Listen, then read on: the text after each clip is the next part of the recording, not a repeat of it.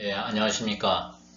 토양 개량과 미생물에 관해서 원래는 4시간짜리 한 파트인데 이걸 좀 정리를 하고 좀 줄여서 2개로 나눴습니다. 토양 개량과 미생물 1과 2로 2개로 나눠서 오늘 동영상 강의를 하도록 하겠습니다.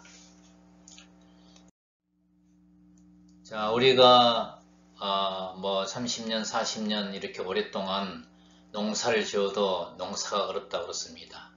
왜 그럴까요? 그것은 식물은 땅의 바탕을 두고 있습니다만은 그 땅이 죽게 되면은 거기에 뿌리를 두고 있는 식물도 결국에는 죽게 되기 때문입니다.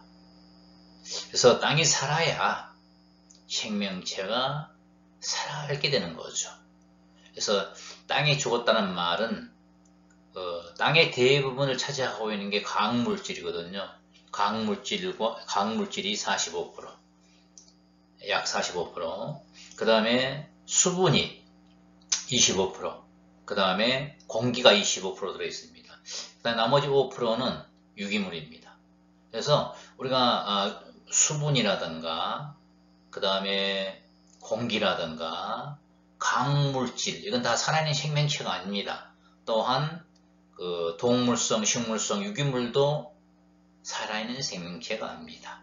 그렇지만 그 유기물 속에서 살아나가는 생명체가 있죠.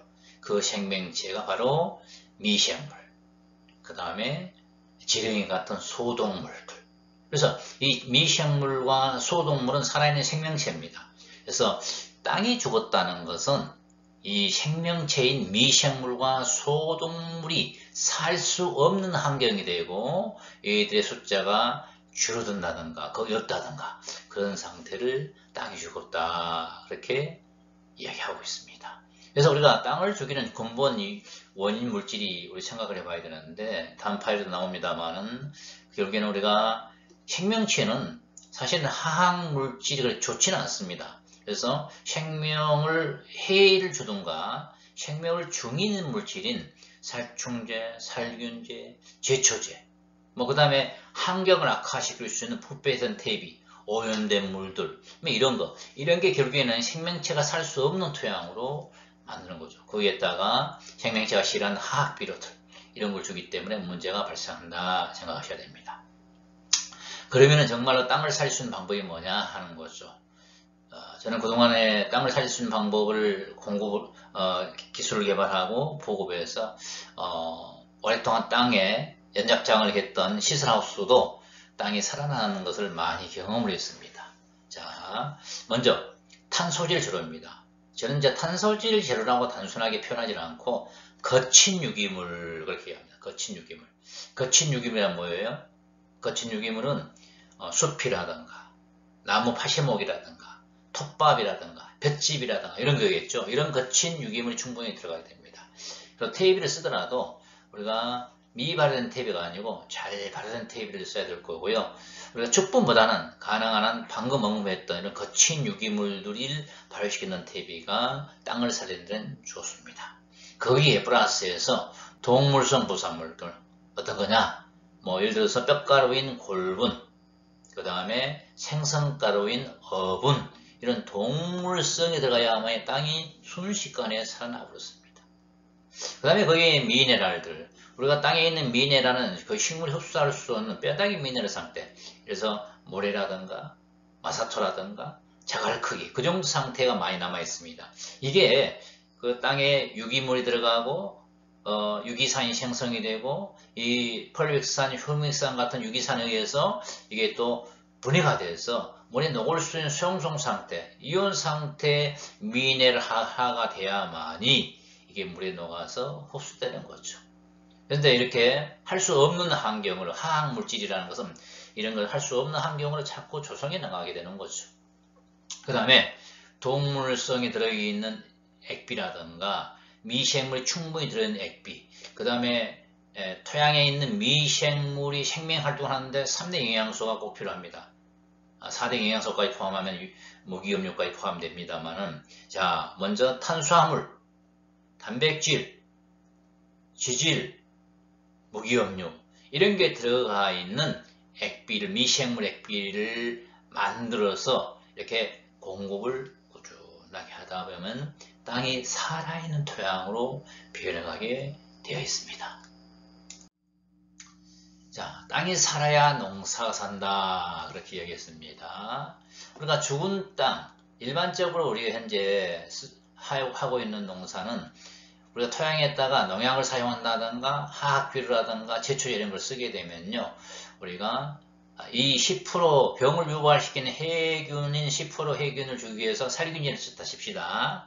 그러면은 이 살균제가 땅에 들어가서 10%를 죽인다 하지만 토양 상태에서는 거의 90% 이상이 우리 편에 좋은 유효미생물이고 10%의 해균이 있어요. 근데 10%의 해균을 주기 위해서 농약을 쓰게 되면 이 농약이라는 것은 선택적으로 해균만 죽이는 게 아니고 우리 편에 있는 유효미생물도 같이 죽여버립니다. 이게 문제거든요. 그래서 10% 해균을 주기 위해서 사용했는데 90%의 우리 편의 유효미생물 같이 죽여버리다 그 말이죠. 그래서 땅의 생명체가 계속적으로 죽어가게 되는 이런 문제가 유발되는 거죠. 자, 그 다음에 또 하나는요, 이제 이렇게 문제를 인식하고 우리가 아니다, 땅에 우리 편에 있는 90% 미생물을 살려주다 보면은 10%에 해당하는 해균이 점차적으로 줄어들겠구나 하는 방법이 바로 이 방법입니다.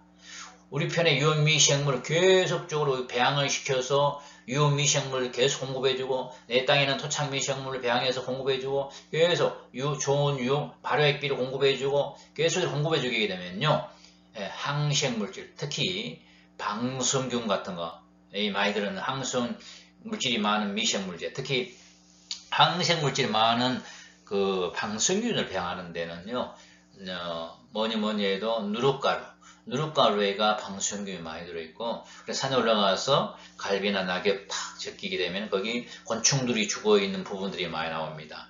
거기는 곤충의 껍질인 각각류 껍질을 먹고 번식하는 균주가 바로 방수균입니다. 그래서 채취해와서 액비 발효시킨 데라든가 미생물을 배양하는데 양파망 같은 거 놓고 매달아 놓으면 거기서 방수균이 배양이 되죠. 그죠? 그 다음에 이제 방수균이 많은 게 누룩가루입니다. 누룩가루를 여러분들이 미시하게 갈지 말고 대충 절구통에다 찍어가지고 믹서기 같은데 계속 갈고 나면 미생물 죽겠습니까? 살겠습니까? 그죠? 미생물에 영향을 미칩니다. 그래서 그냥 그렇게까지 갈지 마시고 절구통에다가 대충 찍어서 이것을 양파망 같은 데 놓고 매달린다든가 그렇게 하면은 거기에서 좋은 항생물질을 생산하는 방수균이 증가가 됩니다. 이렇게 해서 우리 편에 좋은 미생물을 꾸준하게 공급해주게 되면 결국에는 어떻습니까? 해균, 10%에 해당하는 해균이 거의 활동력을 잃겠죠. 우리 편에 좋은 미생물이 번식되면 방수균은 특히 이 해충의 각 껍질을 키틴이라는 껍질을 분해를 시킵니다. 그러면 해충이 죽겠죠. 그 다음에 해균의 세포벽도 키틴으로 되어 있는데 키틴을 이게 녹여버립니다. 그럼 해균도 죽겠죠. 그래서 우리가 방수균을 배양을 해서 꾸준하게 토양에 공급해주고 기타 좋은 미생물을 공급해주는 게 중요하다 하는 것입니다. 그 다음에 우리가 토양의 구성에 대해서 잠깐 언급을 했습니다. 여기 보시게 되면요, 토양을 내가 자라고 있는 어떤 작물이든지 토양 재배를 하신 분들은요, 뿌리를 땅에 두고 있습니다. 이 땅을 분석해 봤을 때 땅에 제일 많이 있는 성분을 구성 성분을 차지하고 있는 게 미네랄입니다. 미네랄이 뭡니까? 처음에 지구가 탄생했을 때 바위로 이루어졌습니다. 이 바위가 자갈이 되고, 자갈이 모래가 되고, 모래가 미입자가 되고, 앙금 같은 항토라든가 모래 크기 앙금 항토이나 아니면 맥반석 가루나 이런 앙금 상태가 되고, 이게 더 작은 입자 구조가 돼서 물에 녹아 흡수가 됩니다. 이게 바로 미네랄이고 45%를 차지하고 있는 거예요.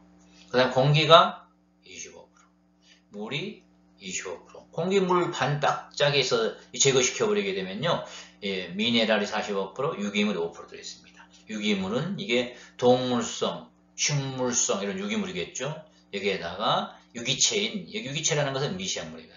유기물 속에서 미생물이 번식하기 때문에 그렇습니다. 자, 이렇게 구성되어 있다 하는 거죠. 여기 보시다 말씀하시다시피 토양에는 이렇게 이렇게 소동물들과 미생물들이 같이 공존하고 있는 생명이 살아있는, 생명이 살고 있는 데가 바로 이 토양이라 하는 겁니다. 이 토양에 생명이 살고 있는 이 부분을 보통 우리는 표토층까지를 이해합니다. 심토층까지는 생명이 많이 없습니다. 유기물층, 맨 위에 부분이 유기물이 쌓여 있고 부식되어 있는 부식물이 들어있는 유기물층, 그 밑에 이제 표토층 이렇게 합니다. 그래서 잔뿌리는 대부분 다 유기물층과 표토층에 있습니다. 그러면 이 유기물층과 표토층의 깊이를 좀 깊게 해서 충분히 이 유기물층과 표토층이 양분과 수분을 머금고 있으면서 꾸준하게 식물 뿌리에, 식물체에 양분과 수분을 공급할 수 있는 밥그릇 역할을 할 수 있는 토양 구조를 먼저 만들어야 됩니다. 이게 참 중요하다 하는 거죠. 아시겠죠? 자, 넘어가겠습니다. 자, 토양을 한 번 더 우리가 보도록 하겠습니다. 그 토양의 구성의 45%가 뭐라 했습니까? 미네랄 했죠. 미네랄. 미네랄의 역할이 뭐냐? 정균, 정화 기능. 그 다음에 뿌리를 지주 역할, 뿌리를 바람이 불어도 흔들지 않도록 꽉 잡아주는 역할, 그런 역할을 많이 하죠. 우리가 초창기 정수기 속에 맥방사 같은 돌이 있었습니다. 그게 이 물을, 우리가 먹는 음료수 물을 정균 정화시켜주는 역할을 하기 때문에 맥반석이라는 돌이 들어있었습니다. 이 맥반석이라는 돌을 우리가 주변에 있다가 뿌리 주변에 두면 아무 효과가 없습니다. 모래 크기를 해도 크게 흡수가 안 됩니다. 더 작은 입자, 우리가 밀가루가 150mg라는데 한 400mg 정도 입자 구조로 아주 미세한, 이렇게 날리면 날려요. 그 정도 입자 구조가 됐을 때 물에 녹아가지고 그것도 한 30% 정도는 물에 녹아서 흡수가 되고 한 70% 정도 또 침전이 됩니다. 침전된 것은 어떻습니까? 나중에 우러내서 쑤시고 침전된 것은 어떤 테이프라든가 아니면은 톱밥이라든가 이렇게 섞어서 또 기비로 쓴다든가 튜브를 쓰면 되겠죠. 그렇게 쓰면 됩니다. 자, 여기 보시다시피 이 유기물층이 있고요. 표토층 유기물층입니다. 유기물층. 그 밑에 A층이 표토층입니다. 그래서 식물의 뿌리라는 것은요, 거의 유기물층과 A층에서 이렇게 씁니다. 그럼 B층인 심토층을 좀 더 깊이 A층인 표토층들이 침투를 해서 여기까지 다, 이 밑에 여기까지 다 예를 들어서 A층인 표토층으로 만들게 되면 어떻습니까? 밥그릇이 커지겠죠. 밥그릇이 커지면은 그만큼 양분과 수분을 보유할 수 있는 밥그릇이 커지기 때문에 꾸준하게 양분과 수분을 식물체에 공급해서 식물을 건강하게 자라게 할 수가 있습니다. 자, 이거 여러분들이 꼭 아셔야 될 내용입니다. 제가 제주도에서 강의하는데요. 아시다시피 제주도는 토양이 하산토입니다. 물을 주면은 이게 싹 흘러내려가 버립니다. 뭐이 없기 때문에 유기물층과 표토층이 없기 때문에 밥그릇같이 양분과 수분을 안아줄 수 있는 밥그릇층이 없으니까 밑으로 쏙쏙 빠져나가 버려요. 그래서 제주도는 육지배에서 비료값이, 영양제값이 배로 들어간다고 했습니다. 그래서 제가 꾸준하게 교육시켜서 A층을 만들어라, A층, 표토층을 만들어라. 유기물층과 표토층을 만들지 않은 한은 농사 절대로 힘드는 상황으로 간다. 그래서 빨리 만들어라 해서 거친 유기물도 꾸준하게 넣게 하고 여기 육수 발효액비, 육수와 발효액비를 주게 되면 땅이 확 살아납니다. 그래서 이걸 주라 했더니 정말로 땅이 살아나니까 식물도 건강하고 수량도 많이 나오고 당도 증가되고 놀랄 정도로 효과가 좋은 것을 우리는 경험을 하고 있습니다. 뭐니 해도 우리는 식물 뿌리가 사람에 비하면 대뇌 기능을 합니다. 근관, 크라운 이 부분이 그렇죠. 그래서 이 식물 뿌리가 충분히 좋은 영향을 미칠 수 있는 환경을 만들어주는 게 중요해요. 그래서 유기물층과 표토층을 깊이 충분히 양분을 보유할 수 있도록 밥그릇 역할을 형성시키는 게 중요하다는 거죠. 중요합니다. 그렇게 하려면 우리가 이제 아까 언급을 했습니다만은 이 A층과 유기물층을 활성화시키기 위해서는 더더욱 위에다가 미네랄을 아주 미세한 바로 식물이 흡수할 수 있는 정도의 미세한 미네랄인 맥반석 이런 걸 또 해주고요. 그 다음에 골분이라든가 어분가루, 이런 동물성 가루 같은 거 좋습니다. 이런 것을 좀 위에다 뿌려주시고요. 그 다음에 거기에 액비, 육수 액비라든가 이런 아미노산 액비나 이런 것을 꾸준하게 만들어서 공급을 해줘야 됩니다. 그 다음에 이제 뿌리 쪽에서 병을 안 하게 하기 위해서는요. 여기 병이 다 이 부분에 생기거든요. 유기물층에서. 그래서 유기물층 위에다가 이 요항누룩을 한 100편이나 20kg 정도 두들기에 살포하면 좋습니다. 자, 다음 파일 보겠습니다. 자, 미네랄과 젊은 토양 만들기. 뭐니 해도 젊어야 힘이 있지 않습니까? 사람도 마찬가지로 젊은 청춘과 늙은 사람하고는 차이가 많이 나죠. 그래서 토양도 지금 현재 노화됐다, 늙었다 우리 표현을 많이 하는데 젊은 토양으로 만들어야 됩니다. 젊은 토양을 만들어 어떻게 해야 될까요? 미네랄입니다.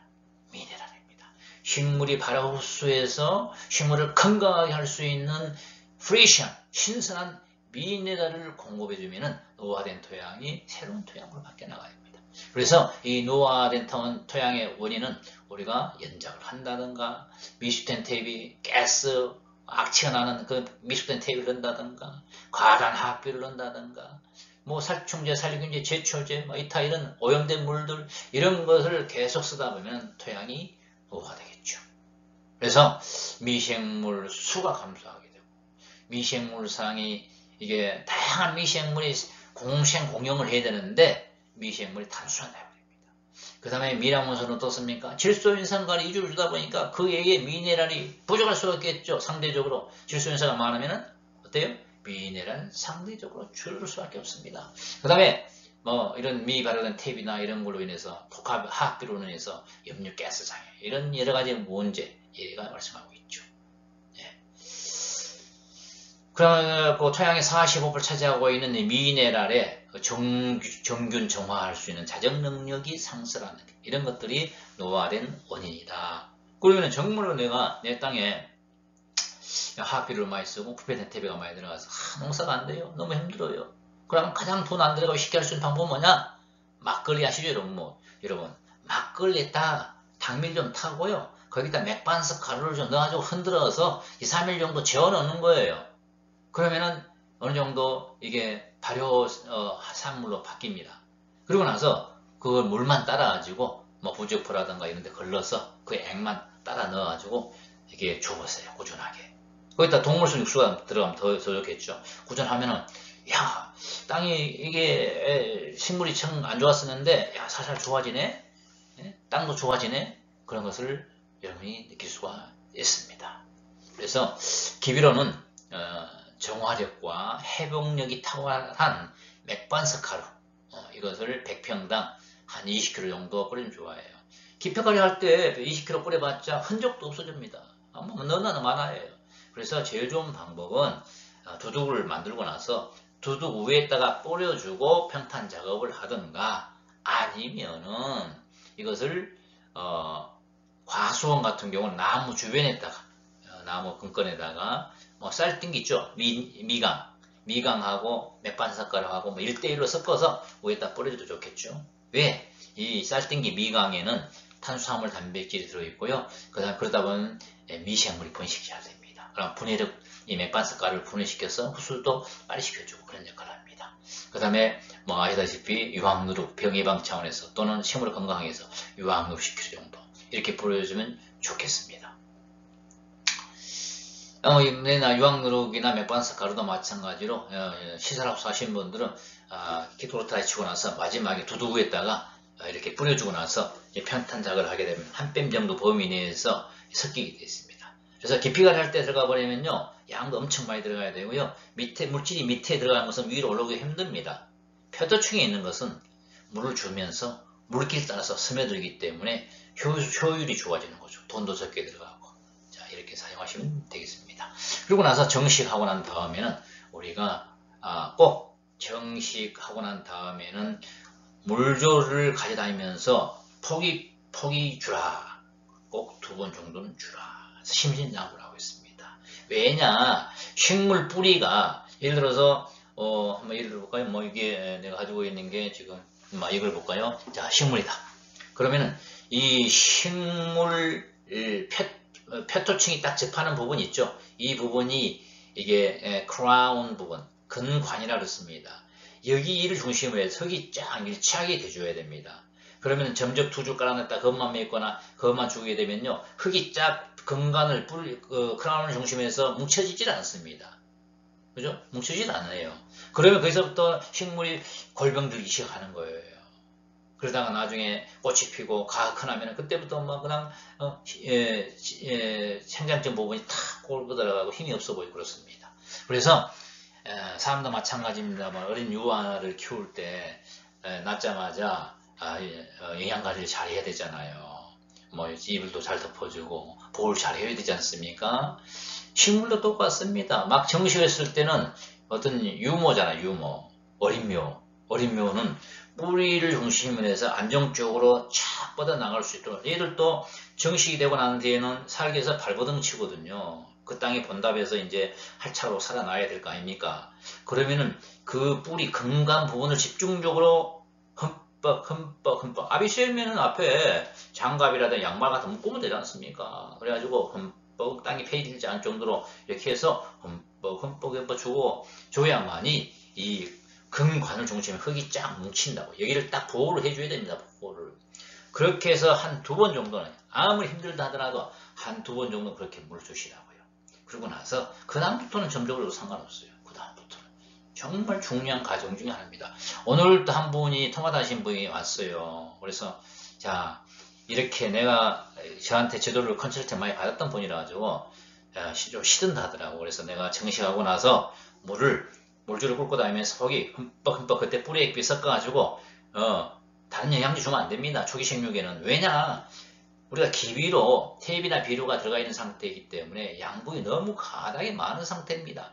어린 묘가요, 그것만 하더라도 너무 양분이 많아서 좀 생육에 장애를 정도로 많은 양분이 있습니다. 그래서 그 양분을 분해시켜주면 되거든요. 그래서 절대로 영양제를 주면 안 됩니다. 어린애 정식하고 나서. 그래서 그것을 분해시켜주고 거기에는 독성을 질시키고 뿌리 밝은 기능을 할 수 있는 뿌리액비를 주라. 그래서 당부를 합니다. 나중에 뿌리액비에 대해서 교육하겠습니다만 뿌리액비가 옥신, 지베린, 사이토킨이 이런 생장 호르몬이 들어있고요. 그 다음에 정균 정환할 수 있는 규산이 들어있고요. 그 다음에 미생물이 들어있고 각종 좋은 미생물 원료가 들어갑니다. 방성균도 들어가고요. 항생물질을 만드는. 그렇기 때문에 이 뿌리액비를 물 500리터 있죠. 25마리통에다가 한 1.5리터 정도 타가지고 이렇게 뿌리 근건에 물줄을 끓고 다니면서 포기해서 한 두 번 정도 주세요. 그 다음부터는 점적 줘도 상관없습니다. 부탁드리겠습니다. 그 다음에는 이제 물이 수분이 25%, 공기가 25%를 토양을 차지하고 있다 그랬습니다. 그래서 우리가 식물에 과일이나 이런 데는 거의 90%가 수분이에요. 수분. 줄기라든가 잎도 내가 알기로 한 70% 정도? 그 정도 수분인 줄 알고 있습니다. 다른 자료를 봤더니 나와 있더라고요. 그래서 어쨌든지 우리가 농사를 지을 때 자, 좋은 물이 좋아야만이 농사가 잘 되죠. 뭔가 농사가 안 되고 힘들 때는요, 물을 한번 검사해 보십시오. 그러면 물에 염류가 많다든가 물에 너무 알칼리성 물이라든가 산성물이라든가 오염물질이 들어있다든가 철분이 많다든가 이런 여러 가지 이유가 있을 겁니다. 그래서 물을 한번 검사해 볼 필요성이 있습니다. 제일 안전한 물이 뭐냐 하면요, 뭐니 해도 수돗물입니다. 수돗물. 그래서 저는 어떤 살충제 살균제라든가 미생물제라든가 영양제 살포할 때는 항상 수돗물을 가능한 쓰세요 하고 얘기합니다. 왜냐? 수돗물이 이미 정수 과정을 다 거쳐서 사람이 먹을 수 있을 정도로 완벽하게 정수가 된 물이잖아요. 그러면 식물한테 같은 생명체 식물도 당연히 좋은 영향을 미치겠죠. 자, 이 공기는 우리가 공기는 25%인데요. 통기성이 좋아야 돼요. 통기성. 그래서 통기성, 물과 공기는 결국에는 물을 주게 되면 그 안에 공간이 물로 차있다가 물이 증발하면 공기를 차있다가 물과 공기가 이렇게 계속 좀 반복적으로 그 자리를 서로 다툼하는 그 공간, 그것을 물과 공기인데 이것을 퍼센테이지로 우리가 따졌을 때는 공국률이라 했습니다. 공기가 들어왔다, 물이 들어왔다 할 수 있는 공간, 그게 공국률이에요. 그럼 그 공국률이 몇 퍼센트 있으면 좋냐? 75 내지 90%가 좋습니다. 그래서 어린 생명체, 씨앗에서 막 발화해 올 때가 제일 식물 중에서 허약한 상태입니다. 그러면 그 씨앗을 어디에서 발화시키냐 하는 생각해 보자고요. 어디서 발화시킵니까? 상토지 않습니까? 상토. 어린 씨앗을 상토에서 발화시킵니다. 그러면 상토를 한 주만 딱 쥐어보세요. 어떻습니까? 스펀지 같이 폭신폭신하죠? 그렇죠? 그 상태가 공국률이 75 내지 90%. 공기가 들어갔다, 물이 들어갔다 할 수 있는 그 공간, 공공률 75 내지 90%라고 말입니다. 그래서 우리가 토양에 대해서 강의 들으면 항상 토양을, 무슨 토양? 때알 조직 토양, 스펀지 같은 토양, 그 다음에 폭신폭신한 토양, 그런 토양을 만들어라. 그 말이 무슨 말이냐? 다시 말해서 상토 같은 흙을 만들어라 하는 거예요. 그죠? 너무 상토같이 너무 그러면 안 좋기 때문에 거기 강물질이 좀 들어가면 좋겠죠. 그래서 우리가 상토에도 항상 상토만 쓰지 마시고 거기다가 강물질인 맥반석을 한 5%라도 섞어서 이렇게 씨앗을 파종하세요. 그렇게 권유하고 있습니다. 그러면 씨앗 파란 너무 좋습니다. 너무 뿌리가 좋아요. 여러분도 한번 해보십시오. 그 나중에 한번 또 설명을 드릴 겁니다. 자, 물이 중요하다는 거 아시죠? 미네랄이 다양한 함유된 물이 좋은 물입니다. 강물질, 맥반석 같은 걸 함유하는 물, 이게 좋은 물이 됩니다. 얼마 전에도 제 카페에 올랐는데 참여하신 분이 이 미네랄이 많은 뿌리 액비를 줬더니 뿌리가 너무 좋습니다 하고 자랑하는 사진까지 찍어서 카페에다 올린 것을 봤습니다. 정말 그렇습니다. 자, 용존산소량을 높여주죠. 그렇죠? 좋은 물은 용존산소량을 높여줍니다. 산도도 중성으로 해주고요. 중금속도 오염물질을 적게 합니다. 그래서 이 좋은 물이 미네랄수를 만들어서 공부하는 게 참 중요하다. 그래서 물의 역할을 잠깐 보시면요. 뿌리로부터 흡수된 물을 이용할 수 있고요. 뿌리로부터 물이 흡수가 돼서 이용되죠. 그 다음에 광합성 작용을 하는데 1% 정도 우리 소모가 되기 때문에 꼭 물이 필요한 거죠. 광합성 작용하는데.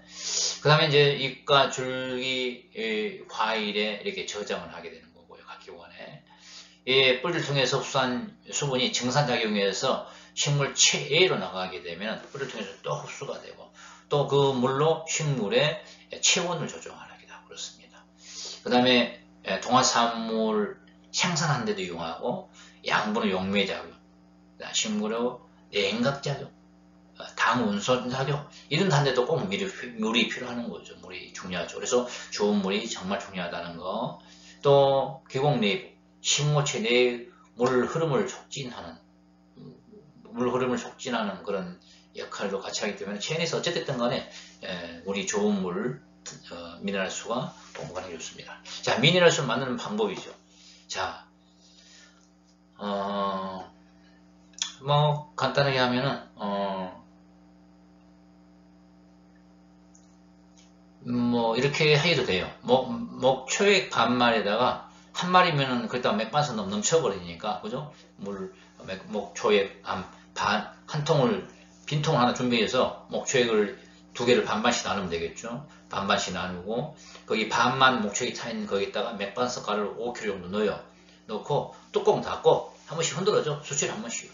그죠? 그러면은 그 맥반석 가루가 목초액 물에서 우러나올 거 아닙니까? 그래도 나중에는 이제 가루가 침전이 됩니다만 그러면은 목초액에 맥반석이 이미 녹아 있습니다. 많이. 그럼 이것을 물 한 말에 물입니다. 물 한 말에 방금 전에 녹여놓인 맥반석하고 목초액에다 맥반석을 넣어낸 이 물을 50cc 정도 이렇게 혼합해서 열매살판을 간주하면 되겠습니다. 뭐 하는 방법이 여러 가지 방법이 있습니다. 한 방법을 제가 예시해 놓습니다. 자, 다음은 5% 해당 유기물과 유기체. 자, 유기물과 유기체입니다. 유기물 하면은 무엇을 유기물이라 그랬습니까? 유기물? 탄소가 있는 거죠. 탄소가 있는 거. 우리가 식물이 주로 이제 탄소 구성원은 CO2죠. 공중에 있는 CO2 0.03% 0.035 350ppm 정도 되는 공중에 있는 요즘 4ppm까지 더 올라간다 하더라고요. 그래서 이게 이제 대기가 탄산가스가 너무 많게 되면은 온난화 현상이 납니다. 온난화 현상이 나타나가지고 기온이 이제 지구가 점점 따뜻해지고 그렇게 되면 이제 문제가 더 발생할 수 있겠죠. 그래서 탄산가스가 결국에는 유기물의 주 구성원이 유기물의 구성원이 되겠습니다. CO2. 그래서 이 유기물 중에서 우리가 유기물과 유기체가 같이 혼재되어 있는데 유기물이 90%, 유기체는 한 10% 정도 들어있습니다. 그러면 유기물이라는 것은요, 부식물질, 뭐 낙엽이라든가 이런 또는 동물성 부산물이라든가 이런 거, 식물의 뿌리가 또 한 10% 정도 차지하고요. 미생물과 소동물의 거처가 되고 먹이가 되겠습니다. 유기물이라는 것은. 그 다음 양수분을 보유한다 그랬습니다. 양수분. 그래서 유기물이 충분히 있어야만이 양수분을 보유하는 밥그릇이 형성된다 그랬습니다. 공국을 형성한다 얘기했었고요. 이게 분해되면서 탄산가스 공급원이 됩니다. 지온을 1도나 2도 정도. 물론 이제 그 유기물 얼마나 많이 있나 다르겠지만 보통 지온을 1도나 2도 정도 끌어올리는 역할을 한다. 이렇게 이야기합니다. 유기체라는 것은 미생물이죠. 미생물과 소동물. 자, 박테리아, 균류, 원생동물, 선충, 지렁이 등 이런 것들이 유기체에 해당되겠습니다. 얘들은 부식물, 유기물이 분해되는 부식물들을 무기양분화하는 역할을 하는 자연의 요리사 역할을 하는 거죠. 그렇죠. 이게 결국에는 이제 미생물이 분해된 게 아니고 미생물이 생명활동하는 과정에서 효소가 생성이 됩니다. 그러면 체내에서 불필요한 효소를 입으로 뱉어내요. 그러면 그 효소에 의해서 유기물이 분해되는 과정, 그런 과정을 묻습니다. 유기물과 미네랄, 비타민, 호르몬, 유기물과 미네랄을, 광물질들을 비타민과 호르몬 등으로 전환하는 기능도 하는 게 바로 유기체가 하는 역할이겠습니다. 그 다음에 이제 항생물질을 만들 수 있는 특히 이제 방성균이 그렇죠. 항생물질을 만들어서 병 저항력 증대를 가져오는 역할, 이런 역할도 하게 되어 있습니다. 그래서 이제 좋은 토양 만드는 방법은요, 생명체가 살아있는 토양을 전환시켜야 되는데, 그렇게 하려면은 가능한 한 개분, 채소 종류 하시는 분은 개분을 쓰시면 좋은데, 뭐니 해도 탄수분이 좀 많이 있어야 되기 때문에, 우리가 우리가 소는 풀이나 볏짚이나 이런 걸 먹지 않습니까? 그래서 이 소똥의 우분에는 탄수분이 많이 들어있어요. 탄수분이. 대세김질가에서 나온 거기 때문에, 나중에 이제 우분은 바짝 마르고 나서 불을 지프면은 탑니다. 탄다는 게 뭐예요? 탄소질이 많이 있기 때문에 타는 거죠. 그죠? 그래서 우리가 땅을 개량하는 측면에서 봤을 때는 가능한 한 우분 중에서도 젖소유 말고 육고기 목적으로 해서 키우는 거 있죠. 그런 소유가 아무래도 풀을 좀 많이 먹기 때문에 착유를 목적으로 하는 것보다는 육고기 생산 목적으로 하는 유구 이런 계통으로 나온 분노를 쓰는 게 좋다 하는 겁니다. 그 다음에 이제 동물성 육수 발효액비를 공급하면 땅이 완전 생땅도 빨리 살아있는 토양으로 바뀌어 나갑니다. 유기물과 동물성 육수 액비, 이게 공합이 잘 맞습니다. 공합이. 그래서 빠른 시간 내에 땅을 살리는 방법이 이 방법이 되겠습니다. 그 다음에 토양에서 유기물 효과가 되겠습니다. 토양에서의 유기물은 여러가지 효과가 있습니다만 좀 일부 간추려서 제가 정리한 겁니다. 자, 양분 공급 효과입니다. 양분. 유기물이 결국엔 양분이 된다고 말이죠. 누구의 양분? 식물의 양분이 되는 거죠. 미생물이 분비하는 분비물질, 특히 말하는 효소 이런 것들, 효소 위주의 물질들이 토양을 입단하여 공고를 형성시켜주는 역할을 합니다. 그 다음에 물리성 개선 효과. 이게 땅을 부드럽게 만들어주는데 유기산이 불용화된 인산을 가용시켜서 인산의 유효도를 증가시키는 역할을 해줍니다. 우리가 인산을 많이 쓰게 되면요, 한 30% 정도 흡수가 되고 나머지 70%가 땅에 누적됩니다. 그게 불용성 인산으로 돼서 인산염으로 염류적접에 크나큰 문제를 유발시켜줍니다. 그래서 유기물이 꾸준하게 들어가 줘야만이 그런 것을 완충할 수 있는 역할을 해준다고 말이죠. 그 다음에 미생물 개선 효과. 당연하죠. 이게 이제 미생물이 거쳐가 되고 집이 되기 때문에 여기에서 영양을 이용하여 정식도는 유지를 하게 나가는 거죠. 지원 상승 효과. 아까 언급했습니다. 유기물 사용량에 따라서 지온을 1 내지 2도를 끌어올릴 수 있는 그런 효과를 가져올 수 있습니다. 탄산가스. 유기물이 분해되면 뭐가 됩니까? 탄산가스가 되죠. 유기물의 리그닌, 셀룰로스, 헤미셀룰로스, 전분, 당류, 단백질 등 이런 게 미생물에서 분해되어서 분해 과정에서 탄산가스가 분비가 됩니다. 식물의 유기물인 최초 유기물이 포도당이죠. 포도당을 합성하는데 주된 물질 중에 하나가 탄산가스죠. 탄산가스를 흡수하고 뿌리를 통해서 물을 흡수하게 되면 이 이타적인 물질끼리 합성을 시켜야 되는데 합성을 시켜야 돼요. 합성을 시킬 때 이타적인 물질은 절대 수술 합성이 안 됩니다. 에너지가 들어가야 됩니다. 그래서 태양 에너지를 이용을 해서 항 에너지를 전환시켜서 합성을 시키는 거예요. 그래서 합성을 시켜서 포도당의 최초의 유기물을 만들고 이 포도당을 재합성을 시켜서 여기에 있는 뭐 각종 리그닌이나 셀룰로스, 전분, 당류, 단백질 이런 것들을 이제 합성하게 되는 거죠. 자, 우리가 좀 알아야 될 게 특히 시설 합성하시는 분들이 민감한 부분이 있는데 우리가 순수한 퇴비 하면 컴포스트 이걸 다시 말하면 분노 이렇게 표현할 수가 있는데 이 퇴비하고 그 다음에 탄소원의 차이를 좀 알아야 됩니다. 그래서 토양에는 가단, 염류, 중금속 문제, 이렇게 질소 가하다 이런 여러 가지 문제가 있기 때문에 가난 시설하우스에는 분노 계통을 쓰는 것보다는 탄소원, 카본 소스를 해가지고 탄소원 위주로 공급이 돼야 됩니다. 다시 말해서 우리가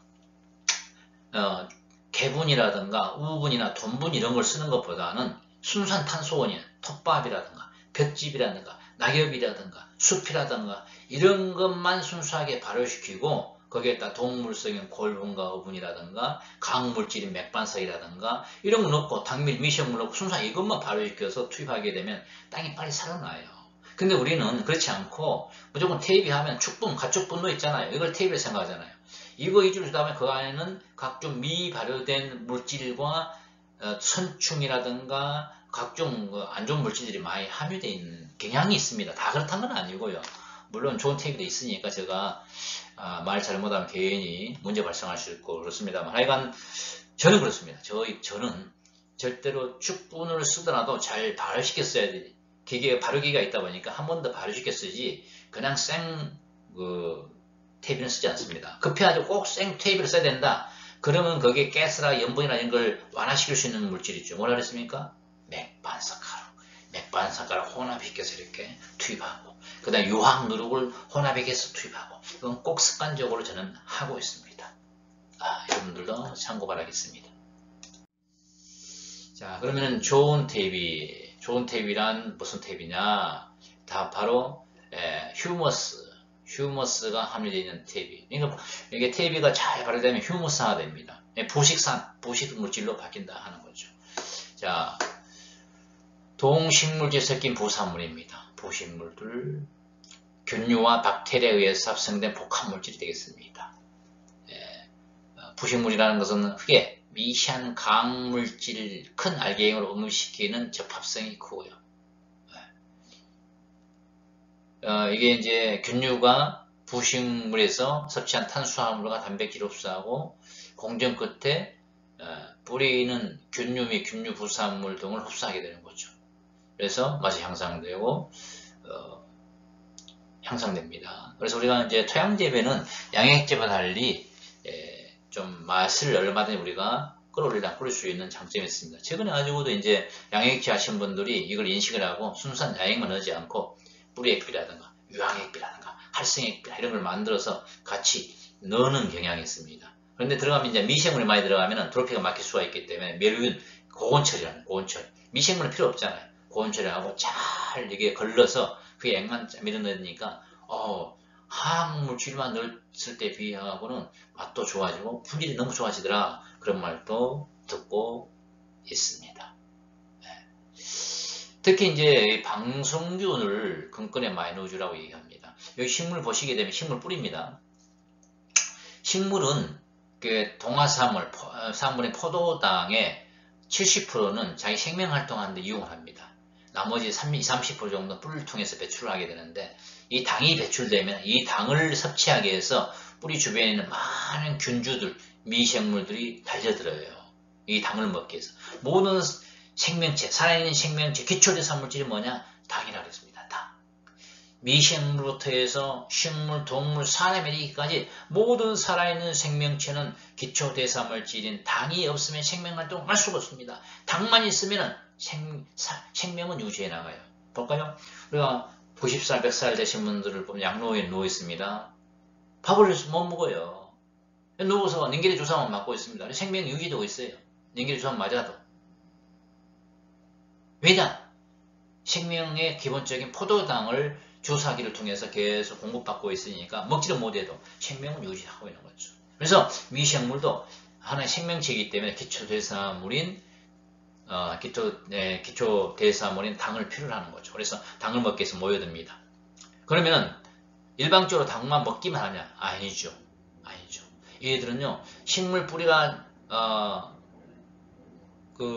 도달할 수 없는 부분에 있는 수분과 양분을 끌어당겨서 식물의 공급원 역할을 하고요. 항생물질을 만들어서 이게 해균과 해충들이 근접하는 것을 막은 역할도 해주고, 애들이 또 죽게 되면 어떻습니까? 단백질원이거든요. 이게 흡수가 돼서 식물의 영양원이 되기도 하고 그렇습니다. 정리를 잘 참고를 한번 읽어볼까요? 생장을 촉진하는 물질을 분비하기도 하고, 탄수화물과 단백질을 애들은 함유하고 있기 때문에 죽게 되면 그 애들이 식물의 탄수화물, 단백질, 양분원이 되는 거고요. 그 다음에 해충과 해균의 세포에 키틴으로 되어 있습니다. 이 키틴을 분해시켜요. 특히 방성균이 만든 항생물질이 그래서 그렇습니다. 이제 방어물질 분비로 해균을 억제하는 기능도 하고 이런 좋은 기능을 하고 있더라 하는 거죠. 우리가 이제 맛을 끌어올리는 방법 중에 하나는요, 당도하고 연결이 되죠. 당도를 끌어올 수 있는 방법은요, 탄수화물, 다당체하고 이단 단당체인 탄수화물을 꾸준하게 공급하면 당도가 올라가요. 그래서 탄수화물 대표적인 게 당도를 끌어올리는 방법이 제가 당밀, 영양제 줄 때 당밀을 좀 혼합시켜서 간주를 해주라. 그러면 땅에 있는 미생물도 활성화되고 거기에 뿌리를 두고 있는 식물도 흡수가 돼서 당이 식물체 내 과일에 누적이 된다는 겁니다. 그 다음 단백질은 뭡니까? 단백질을 꾸준히 주게 되면요, 이게 비대될 때, 수량을 많이 나오게 할 때 아주 중요한 셰프 분야에 관계되는 게 단백질이거든요. 그래서 식물성 단백질은 콩물, 동물성 단백질은 육수, 이런 것들을 뿌리를 통해서 공급을 해주면은 특히 비대기에 수량을 많이 나오는 영양 생장기에 주게 되면은 수량과 품질에 영향을 미치게 되어 있습니다. 그 다음에 유기산. 유기산 하면은 이제 보통 우리가 목초액에도 유기산이 많이 들어있습니다만은 목초액이라든가 펄빅산, 휴믹산 이런 유기산을 같이 공급해주고 연면살포하게 되면은 이게 내병성도 강화되고 양분 흡수력도 증진하는 역할을 해주게 됩니다. 그 다음에 무기염료. 무기염료는 뭐예요? 화학비료죠. 그래서 화학비료를 쓰더라도 우리가 대표적인 무기염료는 맥반석인 항토의 자연의 강물질이죠. 이런 것도 발효시켜서 공급해주고요. 거기에서 부족한 것을 이제 연구해서 개발한 게 화학비료가 되겠습니다. 그래서 화학비료도 마찬가지로 발효라는 공정을 통해서 발효시켜서 꼭 넣어줘야 됩니다. 바로 우리가 농사가 안 되고 힘들어하는 주된 원인이 뭡니까? 생화학비료를 기비로 뿌리고 주비로 뿌리고 생화학비료를 예면살포하고 간주를 하고, 그럼 어떻게 될까요? 땅은 이게 자연생태계입니다. 자연생태계. 이 자연생태계에서는 너무나 가단 화학물질이 들어오게 되면요, 자연생태계 균형이 깨질 수밖에 없습니다. 그로 인해서 염류장애, 가스 산화장애 이런 만연이 되고 농사가 안 되지 않습니까? 그렇죠? 그래서 가능한 한 뿌리에는 화학물질이 토양에는 들어가는 게 좋지 않다. 연면살포 정도는 해도 그래도 괜찮다 치더라도 토양에는 화학물질이 들어가지 않는 게 좋습니다. 꼭 들어갈 경우에는 다 발효를 시켜서 발효산물로 누룩같이 발효시키고 막걸리같이 발효해서 발효시킨 산물을 공급하도록 해야 된다 하는 것을 말씀드립니다. 자, 그 다음에 이제 우리가 토양 개라는 방법 중에 하나가 석회하고 비료, 퇴비를 넣는 방법입니다. 그래서 이게 우리가 퇴비를 살포할 때 질소 성분들을 같이 이렇게 섞어서 살포해 버리면요, 암모니아 가스가 나서 이게 장애도 될 수도 있고, 그 다음에 또 열심히 돈 주고 사는 그 비료가 날아가 버리면 안 되잖아요. 아모니아 가스 피해, 공률 확산돼서 주소선물 잃어버리는 거, 이런 문제 발생합니다. 자, 그래서 사용할 때는 항상 석회를 먼저 뿌려서 로타를 칩니다. 최소한 15일에 20일 전에 뿌려서 이제 석회 먼저 뿌리고 나서 로타를 치고 난 다음에 그 다음에 이제 화학 비료 나 유인물 비료를 살포하면 되겠습니다. 그러니까 땅이 겨울 동안에 놀고 있는 땅 같은 경우에 미리 석회를 좀 뿌려놓으면 좋겠죠. 예를 들어서 같이 섞어버리게 되면 이게 어떤 철과 알미늄의 인상결합으로 인해서 이게 아질산화가 돼서 하늘로 날아가고 도망가 버리기 때문에 그렇습니다.